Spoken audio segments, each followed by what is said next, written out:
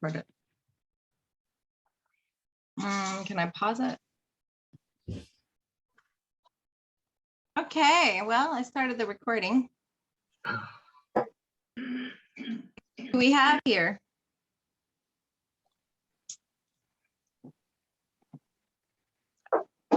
I'm Frank Winnan. I live in Durango, Colorado, although right this moment I'm on a train in New Jersey. I'm going to mute myself so I don't make too much noise, but I'm part of a study group with Tim Keiderling on following the call, and I reached out to Toby because I want to be either join or visit or be a part of this conversation. I've been looking at it for a long time.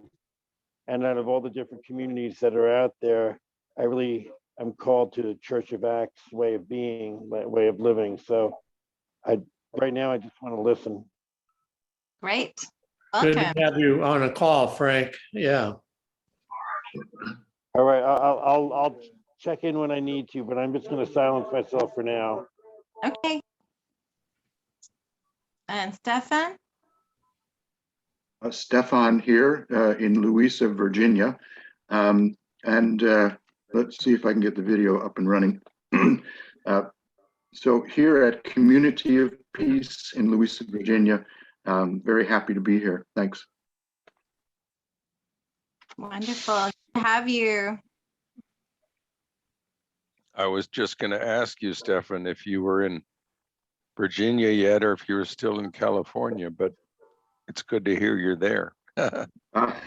It's good to be here. So indeed, thanks. Been several months now. Are things going well?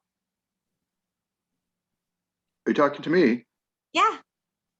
Yes, indeed, very well. We reached our financial goal, and now we're settling into the work of creating a little community and moving forward. So it's going very well. Thanks. Wonderful. Oh, great. Hi. I can't see your name the way my Andrea Godwin. Andrea's in the other room. We'll wait for her to come back. Okay. Well, in the meantime, I'm Debbie Baumgartner, and I'm here at Jesus People in Chicago, and I'm one of the hosts for our little conversation about celebration today. And we have Joe. You want to introduce yourself, Joe? Sure. I've met everybody except Frank before, and good to see you, Ted. Yeah. Joe Gatlin. I'm in Waco with Hope Fellowship and serve as a coordinator for nurturing communities. I'm David Burleson with the Bruderhof in Pennsylvania. And I've been not as full participant in these as Debbie and Joe, but been part of some of these meetings. I'm just jumping in on behalf of Tim Hostetler, who was going to be the co-host, but is camping with his children in the Adirondacks where there's no Wi-Fi. Yeah. He just found out last minute that that was available. So thank you, David, for jumping in. Not Andrea. Keeps leaving. I don't know what the deal is, but we're out here in Texas, and we're running a community for college students. And yeah. And your name is? I'm Ted, and this Ted. is Andrea. Okay. And you know Joe already. Yes, we've met Joe. Wonderful. And Hi, Andrew. Andrea. Hi, I'm Andrea. Hi. Okay. Andrea, sorry. Okay, so good. Right. I thought you introduced me. Okay. That's great. Anybody else hop in while we were? Not a small group today. It's just the 6 screens here. So Right. Well, David, do you want to open us with a prayer? And then I have a little blurb to read from one of my favorite celebrators. Okay. Our Father in heaven, we thank you that we can gather together to rejoice in everything you've given. And we think of all those who are suffering around the world. Ask that you comfort and uphold them. Most of all, we ask that your kingdom break in on this earth and your will be done. In Jesus' name, amen. Amen. So I just wanted to read this little blurb from a nun named Macrina Wiederkehr. She's written a couple books of poetry, and she passed away during the pandemic. I think she was 80 years old. So, but anyway, this was a spiritual practice that I adopted several years ago, and this is what she wrote on her blog. One of the rituals that I've made part of my life is the celebration of my birthday once a month. I used to make plans for a retreat day every month, but seldom kept my good intention. I needed to find a way to help me remember to do this on a monthly basis so I could choose the day of my birth. So I chose the day of my birth, sorry. On the 28th of every month, I make a special effort to spend more time in prayer, to have a greater awareness of others, to spend some time with beauty, to reflect gratefully on my birth. It is a celebration of what is important in life. Even when I'm traveling and can't take a day off, I still find a way to make this day unique. For me, it's not a day to receive presents, it's a day to be present. I also try to give a little gift to someone on this day. And then it says to practice, ignore the month of your birth and celebrate the date of it for the next several months. Be intentional about making this a time when you are fully present. So today is the 12th, which is the day of my birth in March.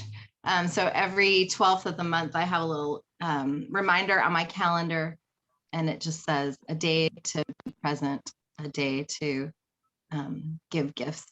And so anyway, that's just a little introduction to the idea of celebration, because it doesn't have to be a communal kind of celebration, even though those are the sweetest ones, but just a way to make celebration a spiritual practice. So I just thought we could go around and if people could share like a meaningful celebration or something that has been like key in making celebration a part of their communal life or a part of their family life or whatever.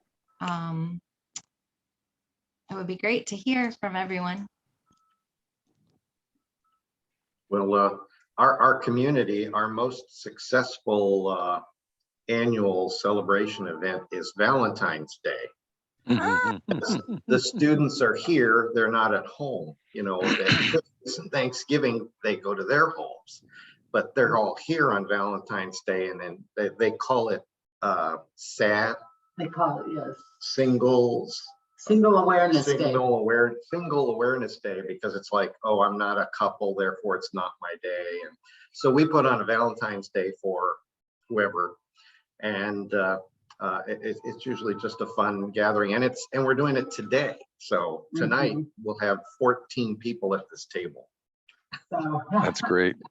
yeah, and it's we celebrate, we just love on them, but we also use it, of course, as a teaching moment too. So we put out the crystal and the silver and the fine china and all the extra utensils, and so they sit down, and the first thing they do is they get really big-eyed, like, oh my goodness, what is this and what do I do with all this and stuff. And so then we teach them, well, the first thing you do is you just wait. If you don't know what to do and you don't remember anything else, just wait, and whoever's in charge, you do whatever they do, and that's all you have to remember. But then we just have fun, and we encourage existing students to invite lots of friends, so that it's an outreach too, that they get introduced to the community, and you can live here too and eat like this as well.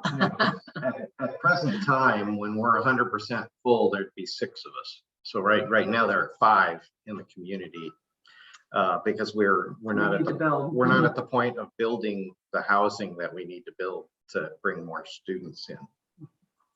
Right, so that's our celebration.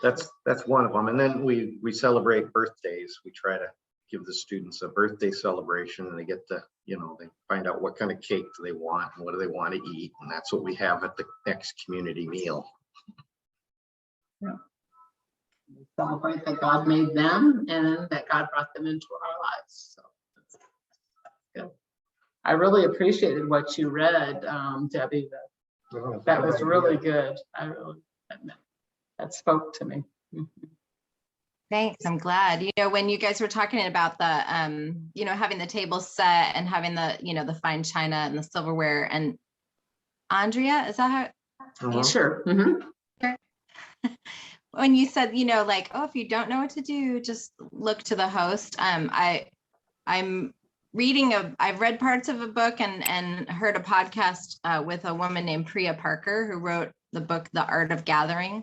And she talks about this, like having this, like not just being a chill host, but actually having some authority as a host so that people feel like someone's in charge and that they don't have to be just subject to each other. Like that there's like this, that whenever we have like a gathering, not to be afraid to like actually host it and to be the authority, because people will relax and enjoy the event much more if they know what to do and when to do it, than just being left with some, nebulous structure. So I like that.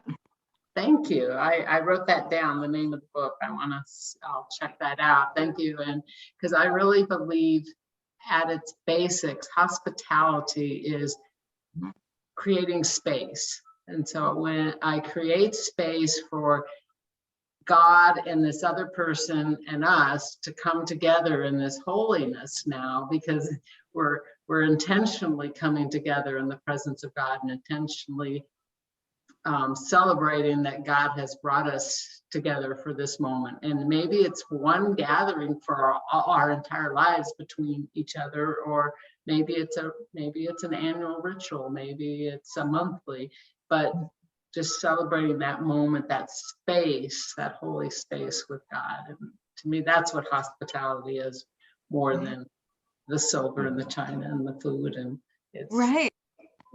So. But I think it's so, I love this idea that the silver and the china, like, just give this moment for you to be able to say like, hey, this is like, just don't worry, like, just follow the lead. And, that's really great. Thank you. And we want to tell them you're special. That's the other reason. Yeah. You are worthy of our very, very best. Very best. Yeah. Yes. Anyway, don't want to dominate. No, it's fine. Joe or David or Stefan, or what's our friend in the train? Hold on. Frank. Sure. I'll share about one. Let me say, we in Hope Fellowship have always, excuse me, we've always had a lot of parties. Some points we've been up towards 80 and 90 people, counting children, and it would seem like we would have 30 to 40 birthday parties per year, which is a lot of parties, and then things like engagements or graduations and so forth. And then some people would always complain, we don't have enough parties, and seems like every week there's one or two. But our I'll tell you about one particular celebration, our sort of biggest and our highlight of the year is an Easter retreat, Easter weekend. Our first few years, we were trying to find a good time to retreat everybody together, and it was always difficult because somebody would be traveling or so forth. And then we discovered, well, Easter's a wonderful weekend, not too often, we can sort of compete with other, well, with the family dynamic, because certainly Christmas, Thanksgiving are big family days and people are going to travel and spend time with their blood family, but Easter, not so much, although there's a little difficulty we've had with, difficulty, I mean, just a dynamic where a couple of families from Mexico, if their family was going to come visit them, Easter weekend was the best weekend for them to come. So that was sometimes a conflict. But Easter weekend retreat has developed into something really big in our life. It's we've had a retreat center about 40 miles out of town that we've developed a relationship with through the years, and they would just let us have the run of the retreat center. I mean, we would really basically have it to ourselves, prepare our own meals, and the planning for the retreat would the logistics would. There's a huge notebook that people have developed through the years. So that starts probably about 6 months in advance. And then more often than not in Central Texas, we have good Easter weather. I mean, sometimes we don't. We've even had snow on that weekend and once in April, which was, but the kids love that. But we start with Good Friday service that's very reverential. And then this might seem sacrilegious to others. After the Good Friday service and a little appropriate time, then there's very little sober time. And well, so I don't mean sober people are getting drunk, but I mean just frivolity and playing and feasting that happens all the way till Sunday morning. So we'll have a special usually prayer time for the community on Saturday, a lot of games. The kids have the run of the place. And we discovered before long, the children would be, this Easter retreat has meant so much to them that one of the games they play with each other the rest of the year is Easter retreat. They play Easter retreat, and we'll have a variety show and all sorts of good things, and then end up with really a sort of glorious worship time together and brunch on Sunday morning. Been disappointing. We've canceled the last 2 years because of the pandemic, and regret that most. Well, it's hard for the whole community because it's been such a part of our life together as it's developed, but feel most so sad for the children who, that this is such a high point for them. And now for 2 years and maybe a third year, I think, I think we may end up canceling this year. And also during the pandemic now, the couple that own this retreat center have sold it. And so I'm not even sure where we're going to go. I mean, we've got a fellow who is heading up the logistics on it, and he may have located something, but I don't think we're going to pull it off again for a third year in a row. And that's after about probably 20 years or 15 to 20 years running that it had just happened without fail. But wonderful time just for everybody to get together, play together, be together, worship together, pray together, and a lot of meaningful sharing that would go on.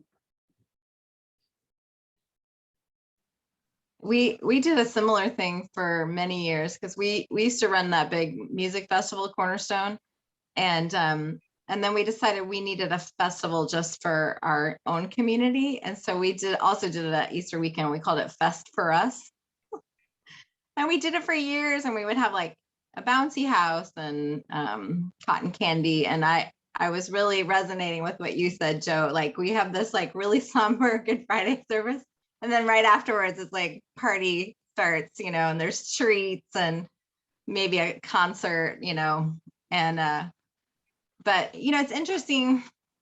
Like we did it for years and years and years, and we've also not been able to have it for the last couple of years, but it got to be kind of a big production. And then the folks who like ran sound or like did a lot of the setup, they were like, this isn't really a festival for us. Like we're working all weekend. So I love this idea of going to a retreat center and just having like probably everybody has to pitch in a little bit, but nobody's kind of being taxed too much.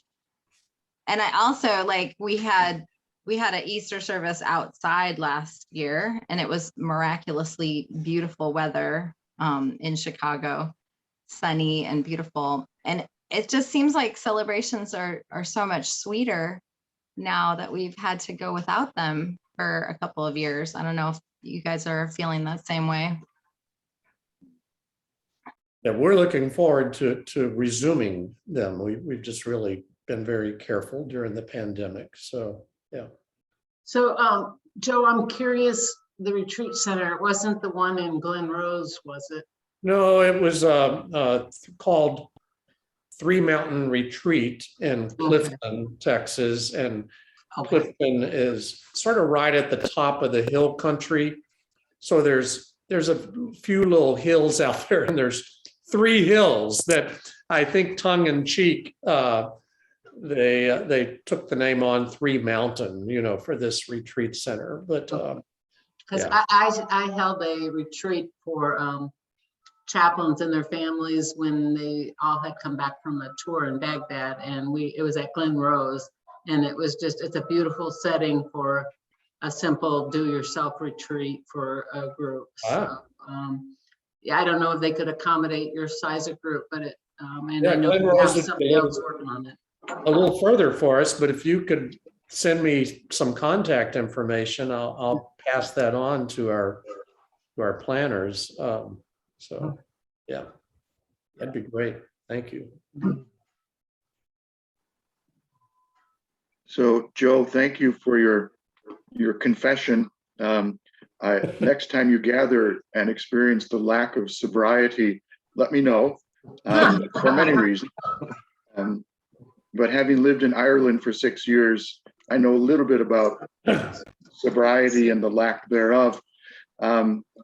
Anyway, it's delightful to hear. And as I'm listening to everybody, I'm getting some good ideas about what we can do here in Community of Peace. So, and for me, the word celebrate is very important because as a Roman Catholic, it's used in a restrictive way in some senses. The priest is the one who celebrates the Mass, right? So in my recovering Catholicism, one could say, I'm consciously, explicitly speaking about the meanings of words, and to democratize the word celebrate is really important to me. So one of the things that we do is when it comes to birthdays, it's very simple practice, but I think it's a beautiful one. When the person whose birthday it is meets with the others in a gathering, we all gather around that person and tell them what we think about them, which can be interesting.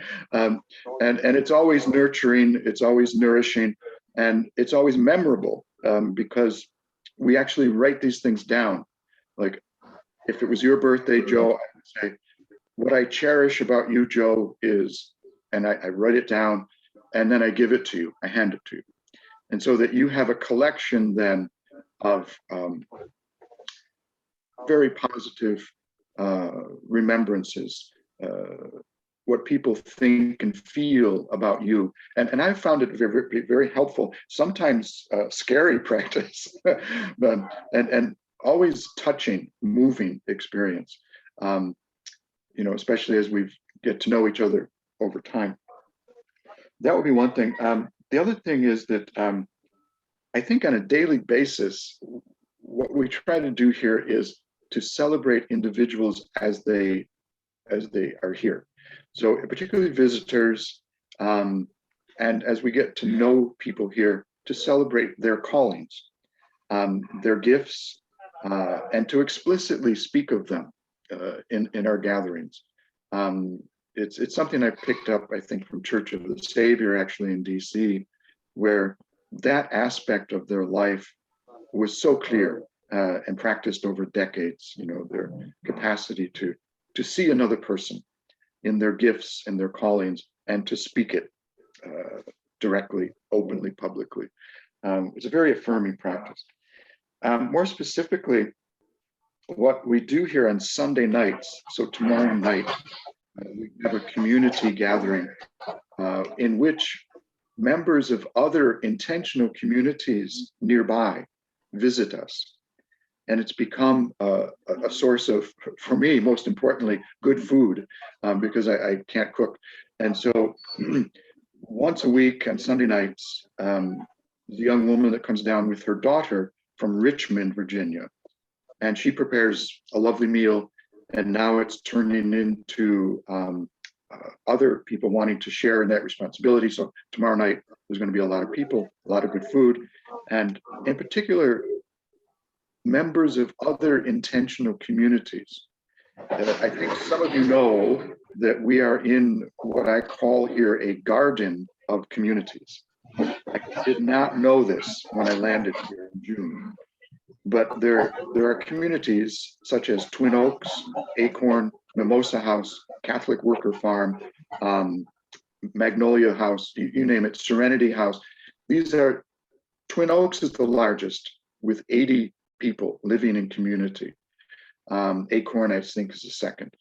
Anyway, what's lovely that's happening is they're coming here on a regular basis to sing and to pray and to be in silence, to have a conversation. And on Sunday nights, it seems to be a special focal point for members of the other communities to gather here. So we celebrate together. And as I said, they are not necessarily Christians. In fact, most of them are not.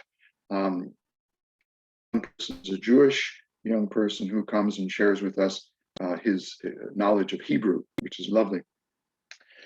Gives presentations on that as well. So the other thing I just wanted to mention briefly was that I appreciate your thoughts about Easter retreat, because right now we're planning a celebration around Easter time. And what we're thinking of doing, and what you're speaking about is confirming to me, it's going to be led by the young people. And by young people, I mean young people in their 20s, 30s, and even 40. That's young to me. So these are folks that are going to lead our weekend Easter celebration and celebrate as much as any Catholic priest knows how to celebrate. They're going to celebrate the gathering. And the emphasis is going to be on young people and children. And I just want to say one last word about children. Every day we meet here 3 times a day to sing and pray. And sometimes there's children who appear. And in particular, in the evenings, there can be children with their parents as young as 4 years of age.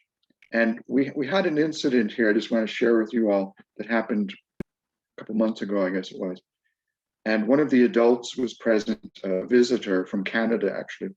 And she became concerned that the children were being too noisy in prayer and during the silence. But you hear children giggling and playing off in the corner during our singing.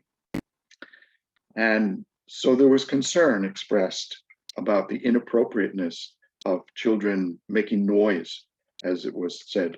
And so I responded to that by simply saying, in my view, and by the way, the children were not just giggling, but they were also dancing during the singing.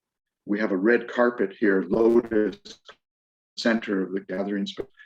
And one child in particular, who's 4 years of age, immediately starts to dance. As soon as I play the keyboard and people sing, she launches into this free flow dancing thing, So my response to the concern was simply that I celebrate the children, the sound of children, the giggling of children, the dancing of children. And somehow or other, we all need to learn to celebrate the wildness of children as they express themselves in the midst of what we're doing, and to be grateful that they feel comfortable enough to dance and sing and laugh and play while we do what we do. And that can be difficult for some people to appreciate, because sometimes people are used to, as much silence as possible during the gathering, as much reverence as possible during. My response is very simple. I consider the presence of a child dancing and laughing as the presence of the Holy Spirit in our midst. And I would dare not try to silence the Holy Spirit. So I celebrate that, and we're learning to celebrate that as well. So that would be my 2 cents. Thanks.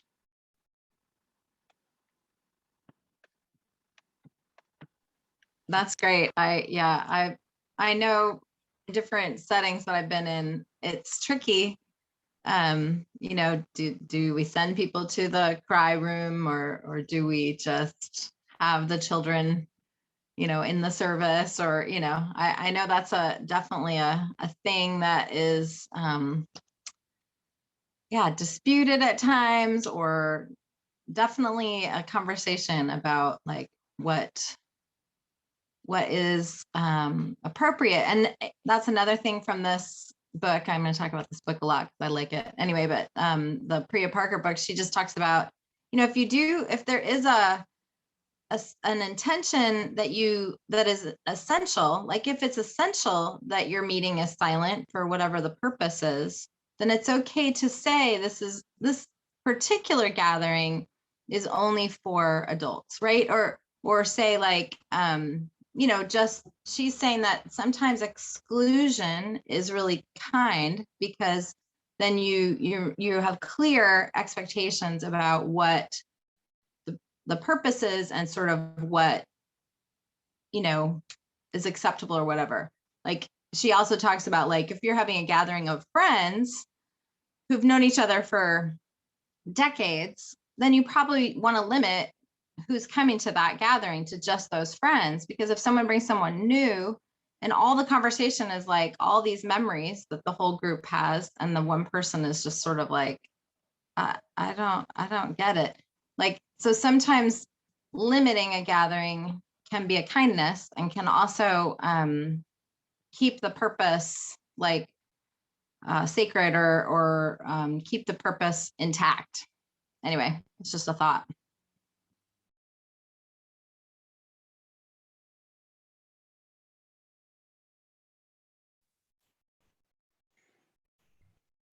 I had one little passage I wanted to read about celebration, and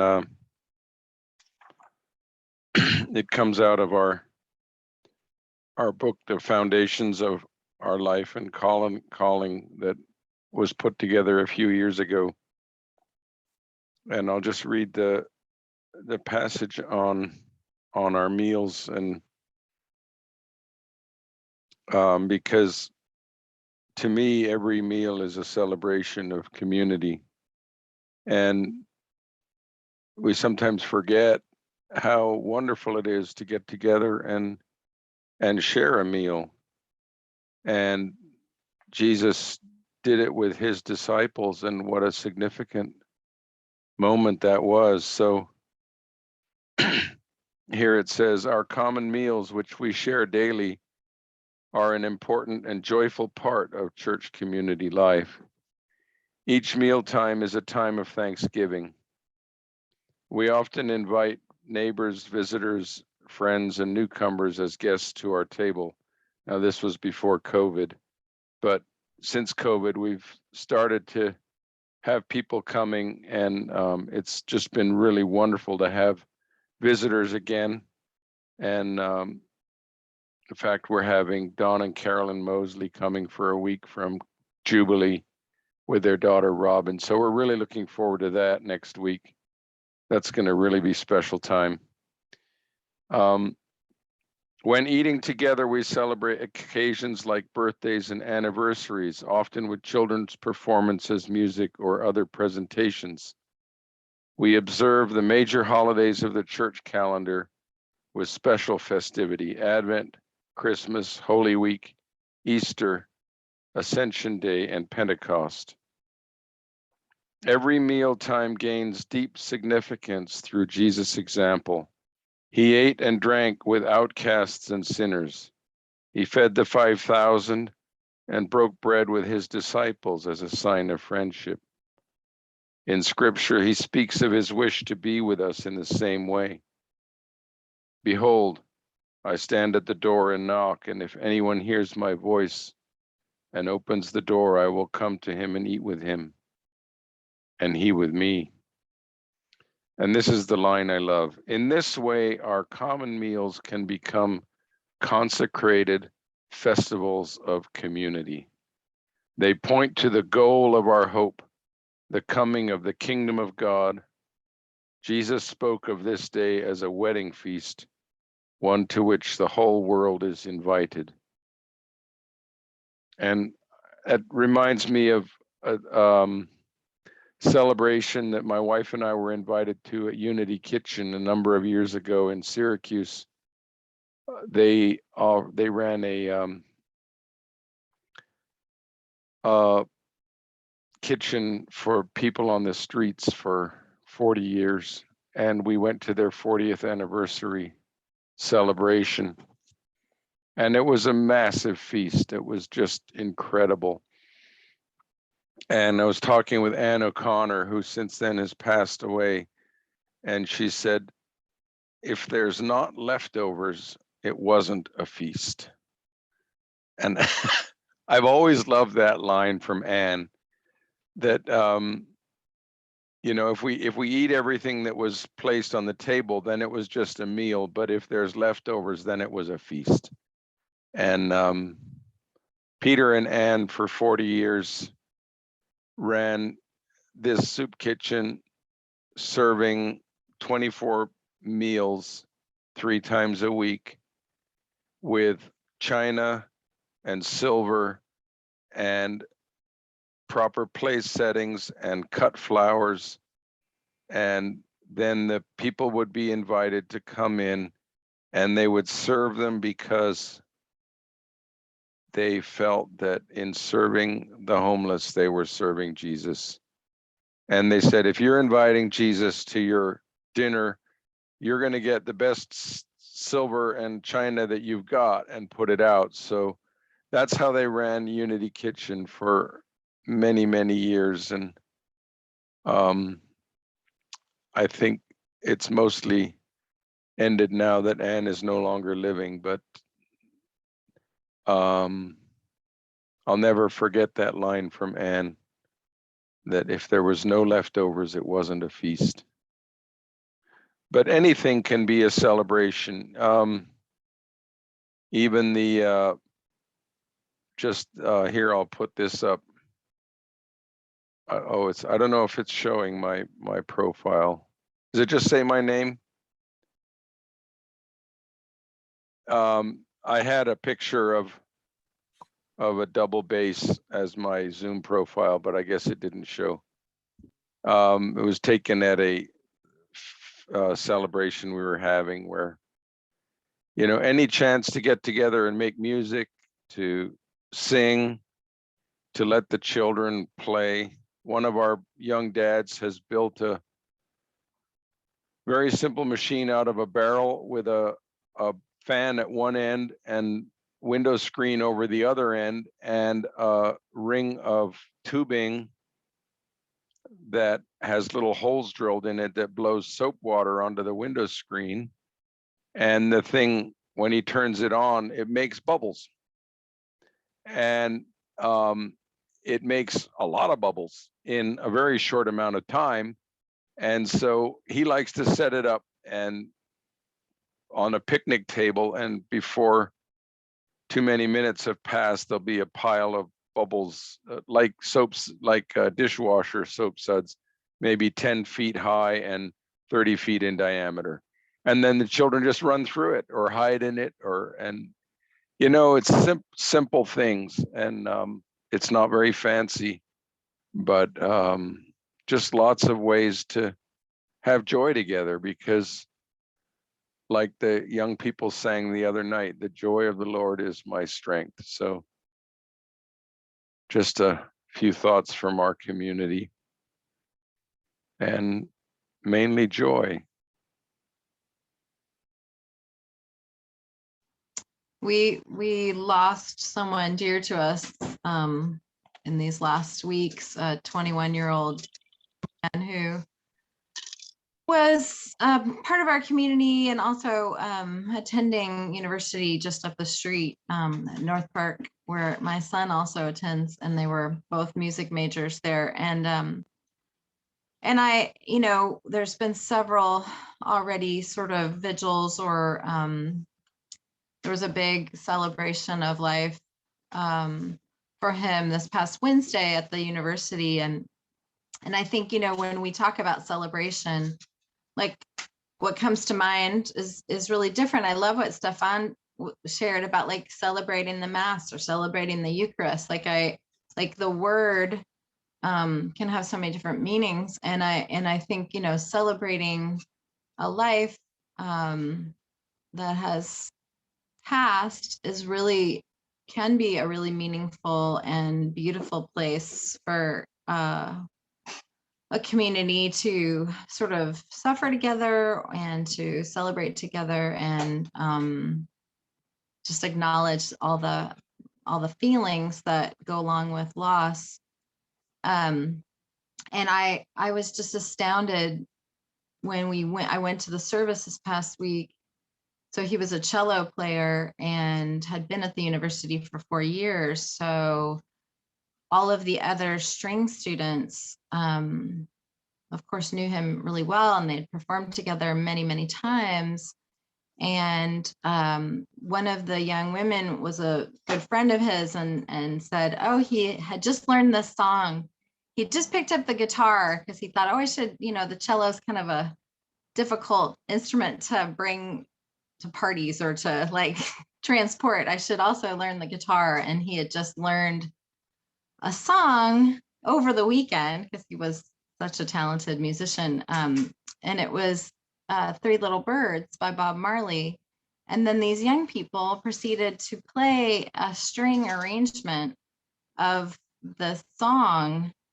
And the words were up on the screen. And it's like, you know, don't worry about a thing because every little thing's going to be all right. And it was so powerful because of course, you know, everything's not all right. This is such a tragic moment, but for those young people to be able to play their instruments and to this particular song was such a like a breakthrough of like hope and that life will go on. We will all be changed by this loss, but that we will celebrate as well. Anyway, that was my thoughts on like this other type of celebrating that, yeah, isn't quite as festive, but very, very important. Yeah, thank you for that, Debbie, because I mean, that is, as Christians, we're people of hope and we're people who see life unto life. And so celebrating in such a painful time, I mean, that's the hope we speak to the world, that we can celebrate even in the darkest times because we serve a living God that gives life. And so, yeah, wonderful, wonderful. And, you know, along those lines, and I thought of you, of Ted and Andrea, especially with your students, like I'm my Priya Parker friend.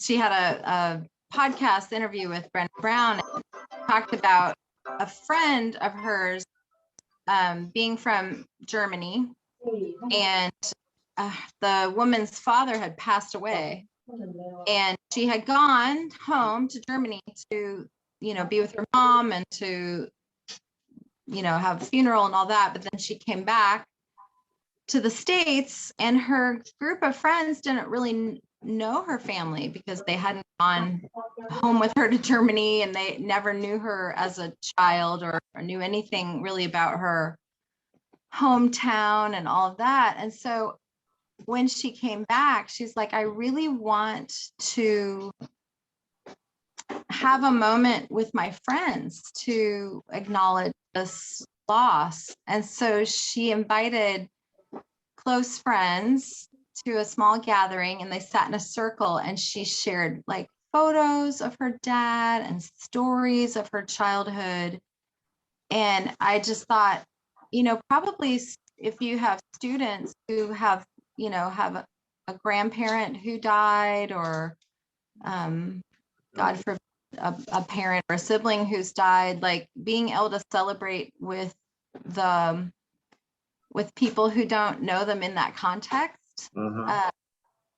could be really meaningful. Right, yeah, to get them to tell us all about them. Yeah. Yeah. We have across the street a prayer garden that we've developed. It was Nancy's parents, my wife's parents, were missionaries, retired to Waco, and her dad bought the lot across the street because he's a gardener and all sorts of things. Planted a bunch of fruit trees, and then eventually, when Nancy's mom got Alzheimer's, they built a house across the street so we could help take care of her. And then we inherited the land and the house, but the garden where he had planted the fruit trees, it was not a pretty garden, but we took it, and then Hope Fellowship has developed a prayer garden, and we have a path through the prayer garden. And one thing we've done is create a cloud of witnesses, part of that path, where we have planted memorial stones for all the people in Hope Fellowship who have passed away, and then also with other people in our lives. Sometimes it's parents or close people who have meant a lot to our community, that are all part of our cloud of witnesses. And so now twice a year we'll have a little time to put in new memorial stones and get ready for that with testimonies.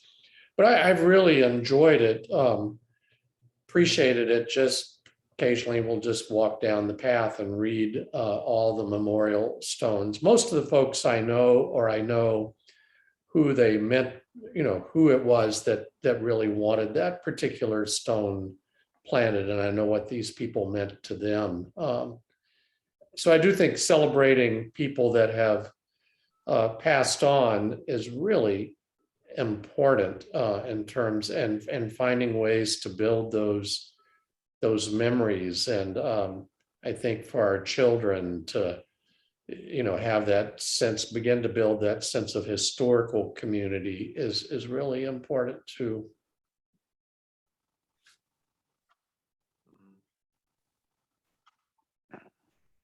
That reminds me of one thing that we've come to recently as the young people grow up and the older ones pass on, is when we do have a funeral, the young people have made a collection of photographs of everybody that is buried in our burial ground. And when we have a funeral, they go up and they place a framed photograph on every grave. And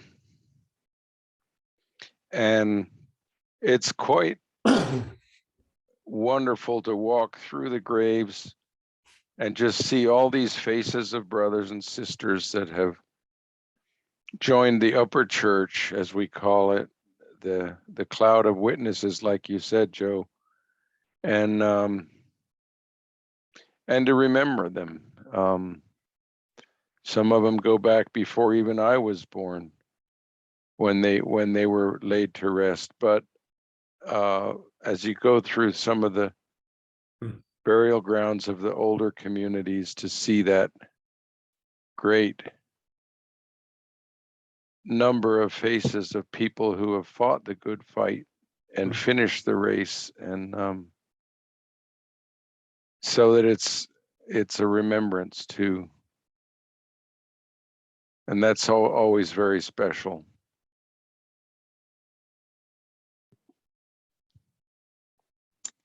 My friend's husband passed away in November of 2019, unexpectedly from a heart attack. And it was, very shocking and of course life altering. And she was pastoring up in Connecticut, and had just relocated there the summer before. And so was really trying to find some meaningful ways to kind of incorporate her new church community, and also to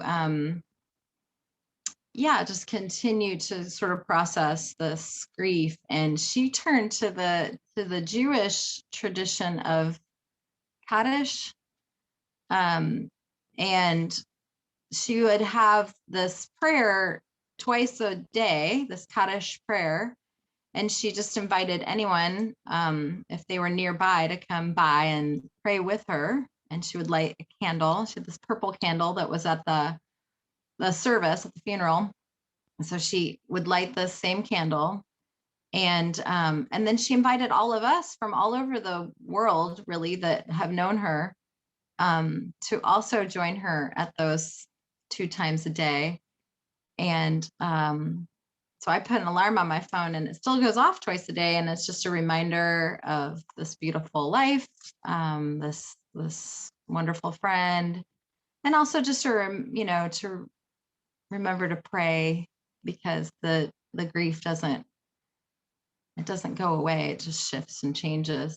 So yeah, it's really interesting just to find those sort of celebrations from other traditions, that, because I don't know about you guys, but I don't know of very many great ways that our Western American culture really celebrates death, or continues to sort of celebrate a person who's gone. I mean, I love, Joe, that prayer garden, and what you're saying, David, about putting the photos on the graves. What a beautiful, that feels like such a beautiful way to remember.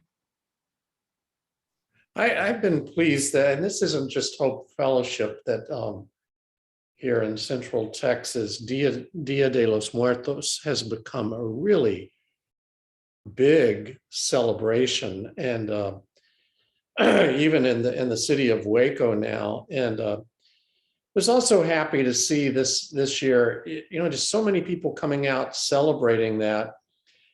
And the Latino community was just really happy that it was a community-wide celebration. I mean, sometimes, there's this concern about cultural appropriation, but my sense is with this tradition, they have such a solid sense of ownership of it that they aren't threatened, that in fact they enjoy that the sort of gringo culture around them has really picked up on this and will celebrate with them. And of course, such an interesting day to celebrate the dead. I want to mention one other celebration that we have on annual basis, except in the pandemic, but Advent and Christmas, of course, brings a whole host of special events and parties and so forth. But one that has really meant a lot to us is annual Posada, which is the Latin American, and it's very, very big in Mexico, of Mary and Joseph traveling, trying to find the inn where they will stay. And so what we've done is there's in the actual Posada celebration in Mexico, I think will take place over several days. Ours is one evening, but what we'll do is there's a song in Spanish that we sing, and we'll have about, I think the song has 5 verses, and it's a really interesting song of various innkeepers refusing the family. And so we'll have about 4 or 5 houses in a block and a half area that, with Hope Fellowship families, where as a group, collective, Joseph and Mary, and we'll go around and knock on the door and then get refused at each house with this song that goes back and forth. And then we'll end up at our meeting house, where that will be the place where we're welcomed in. And then we have this great party with tamales and so forth. So it is a place we've been able to sort of enjoy some, a tradition that's very meaningful to part of our community, and now meaningful to all of our community every year. Big party. Thanks, Joe. Just a brief word, because what we're all talking about at the moment really sparks some things in me. I'll be brief. It's I think it's important to acknowledge that what we're talking about, celebration, Mhm. originally comes from a deep inner well of joy. Yeah. And in the monastic tradition, and I just picked up the Rule of Taizé here, which is a beautiful little guide for the life and community in Taizé. And the first thing that Brother Roger said in the rule is, be filled with the spirit of the Beatitudes. And three things in particular. And the first one happens to be joy. Second is simplicity, and the third is mercy or compassion. And it occurs to me that there's real value in this tradition that we call contemplative or monastic, whatever, in terms of learning the sources of what we now call celebration, because it's this inner well that bubbles up that is not just emotion, but is a deep, deep source of really divine presence, I would say. And the other thing I think is important to acknowledge is that one of the reasons I believe that as Christians, we sometimes fall flat in our celebrations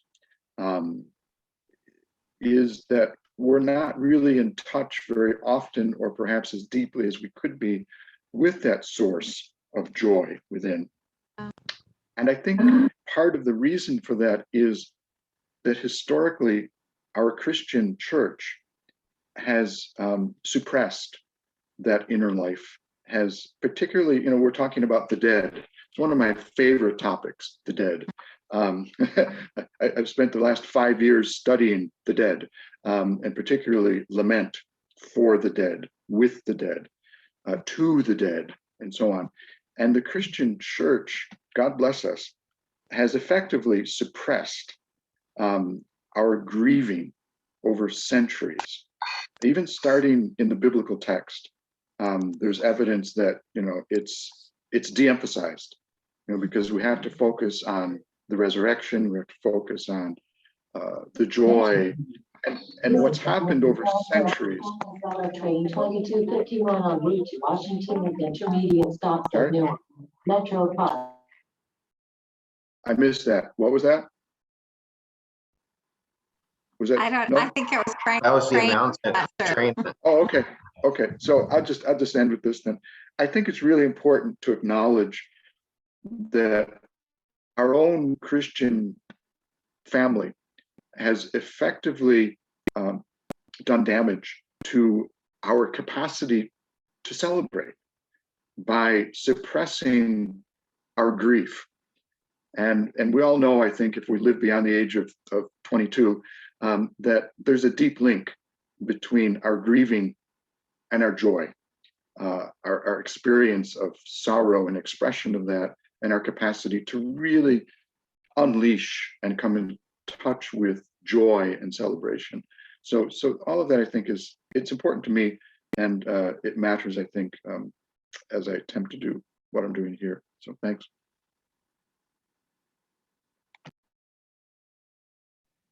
Well, our official time is just about up. I'm happy to hang out, for the next 30 minutes or so, just to talk some more, or we can ask questions of one another, or whatever.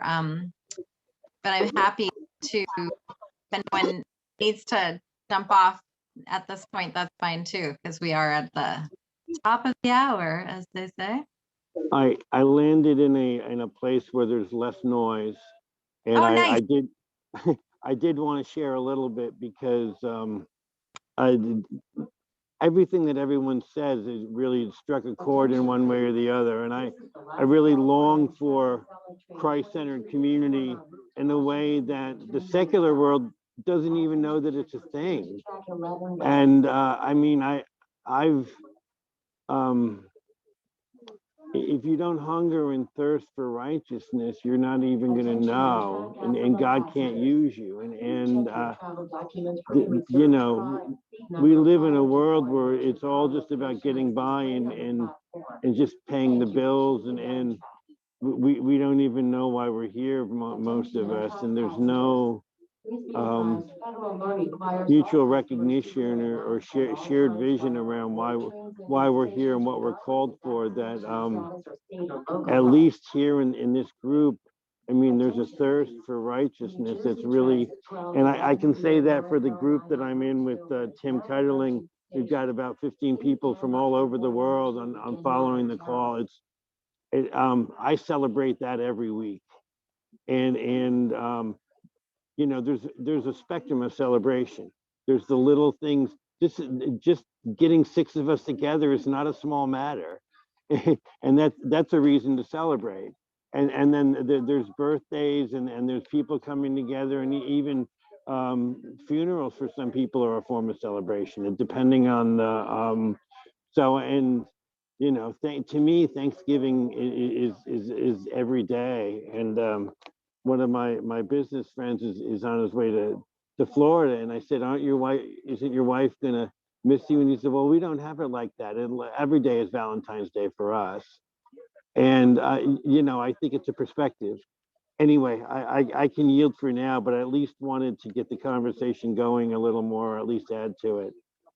Thank you so much. I did visit. You're at Chapuza? Yeah. Yeah, I visited like 25 years ago, and Oh, I was really amazed how you had all these different businesses. At the time, there was a roofing company and a production company, and they rented the top 3 floors to senior housing to basically pay the mortgage, right? yeah. I don't know if that's And all still those true. things. Yeah. Yeah. And so, yeah, I mean, that was one of the better models I've ever heard of. And I think about economic engine in this way that it scares most people. But if Yeah. you're just going to take care of the basic needs, you got to be thinking big. Without that, you're not going to really inspire the souls of the people that you're around and the people that, you know, that you're trying to reach. Yeah. That's my perspective. Not everybody agrees with it.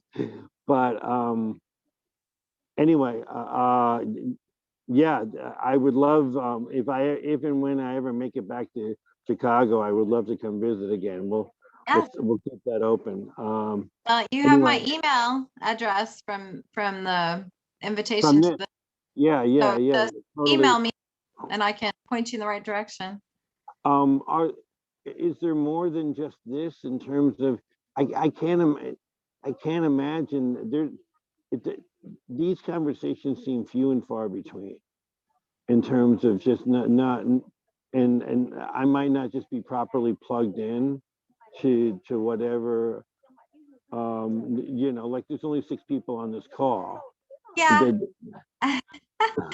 We had one in January that had 25. So it just depends. I think the topics, you know, different topics appeal to different people, but we're trying to have 2 calls a month. Yeah, right now. I was at the one 2 weeks ago, and Okay. and I'm going to stay in touch with Toby and so yeah, I'm plugging in, and Great. I'm actually up here. Who's the gentleman from Pennsylvania? Are you out in the Alleghenies? We're in the southwest corner of Pennsylvania. If you think of the map where Maryland and West Virginia come together, we're 8 miles from there. What's that, 68? Right, right off 68. Yeah, I've driven it many times back when I wore a younger man's clothes. So I would love, can we correspond via email? I would love to know more about what you're doing. I'm just trying to get a sense of who's doing what in which way. And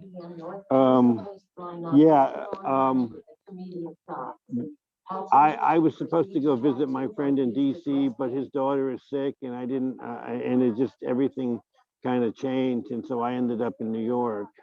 And, but I would love to come, part of coming here, I would love to visit more communities and just see where I fit. I know God didn't give me a vision without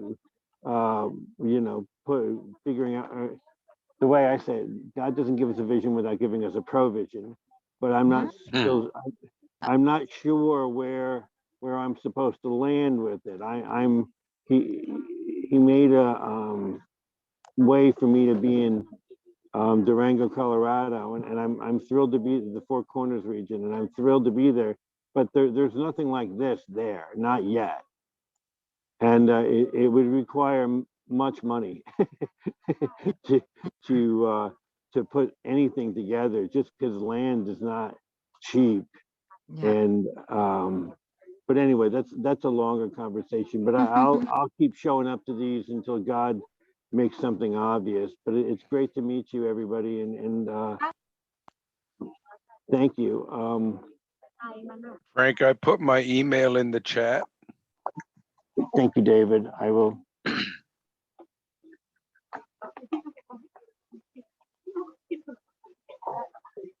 And So Ted, you guys have your event tonight? That's right. I've got a lot of mashed potatoes and a roast cooked. I love it. Prayers for a wonderful gathering, guys. Thanks. Yes, should be fun. I was looking a little bit at your website yesterday because I lived in Texas many years ago, but I had never heard of Crum. Is that right? Yeah, from Little Town. Yeah. So what university is there? The University of North Texas and Texas Women's University. There are 60,000 college students. wow. There are two major universities. They're in Denton, which is literally just over the hill, less than Okay, 5 yeah. miles. Been to Denton many times. Okay. I lived in Garland as a teenager. So. Well, next time you're coming through town, we have a guest room. Okay, that sounds great. Especially around this time of year. Sounds really good to head to Texas. Yeah. Well, if there's nothing else, maybe we could wrap up and thank you. I have one more thing I want to share. Okay. I'll see if I can share my screen. Oh, maybe I have to give you permission. Yeah, it's not sharing. Okay. I'm on my phone, which is dumb. But... Oh. I don't know. Okay, where did it go? This is what I want to share. Oh, good. This was a greeting that was sent to my wife for her birthday from friends of ours in Germany. I love that. Nice. So I just wanted to share that because I thought it was really good. Yeah, that's wonderful. That's great. My favorite. So we always have something to celebrate. Yes. Mhm. Amen. That is Amen. good. Thank you. God bless everyone. God bless you. God bless you. I'll be in touch with both of you. Thank you. Yeah. And Okay, I'll hearing from see you in 2 weeks. I'll see you in 2 weeks, I guess. Yeah, right. wonderful.